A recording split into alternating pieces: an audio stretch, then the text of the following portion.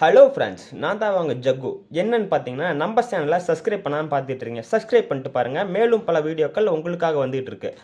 இப்போ என்னென்னு பார்த்தீங்கன்னா, நம்ம பார்க்க போகிற படம் சென்னை லவ் ஸ்டோரி அப்படின்ற ஒரு மூவியோட ரிவ்யூ பார்க்கலாம். இந்த மூவி எடுத்தது ரவி சாரோட ப்ரெசென்ட்டில் நம்ம கிரண் சார் மற்றும் கௌரி பிரியா மேமோட நடிப்பில் இந்த படம் வந்திருக்கு. இந்த படத்தோட கதை என்னென்னு பார்த்தோம்னா, நம்ம ஹீரோவும் ஹீரோயினும் ஒரு நடிப்பு காதல் லைஃப் வாழ்ந்துட்டு இருக்காங்க. மேலும் இப்போ கொஞ்ச நாள் கழித்து இவங்களுக்கு ஒரு உண்மையான காதல் உருவாகுது.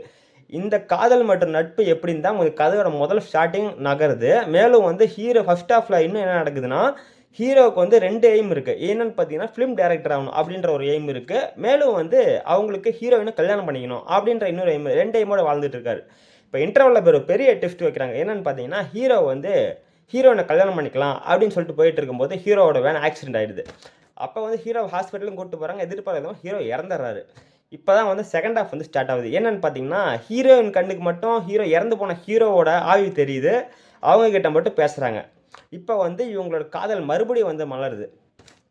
ஹீரோயினுக்கு ஒரு கட்டத்தில் இந்த காதல் நமக்கு லைஃப் லாங் வராது, நம்ம புதிய வாழ்க்கையை அமைச்சிக்கணும் அப்படின்ற ஒரு தாட் வருது. இப்போ ஹீரோ இதுக்கு அனுமதிச்சாரா இல்லை தடங்கல் பண்ணாரா, இதை தான் முழு படமாக எடுத்திருக்காங்க. மேலும் இந்த படம் இன்னும் கொஞ்சம் செகண்ட் ஹாஃப் பெஸ்ட்டாகவும் கிளைமேக்ஸ் இன்னும் கொஞ்சம் நல்லா எடுத்துருக்கலாம் அப்படின்ற மாதிரி தான் பார்க்கும்போது தோணுச்சு. ஒரு ஆவரேஜ் மூவி தான், ஒரு ஆவரேஜ் லவ் ஸ்டோரி தான் எடுத்திருக்காங்க. பார்க்குற மாதிரி இருந்துச்சு ஒரு டைம், அவ்வளோதான்.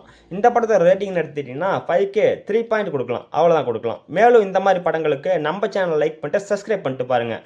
நாளைக்கு புதிய மூவியோடு சந்திப்போம். தேங்க்யூ.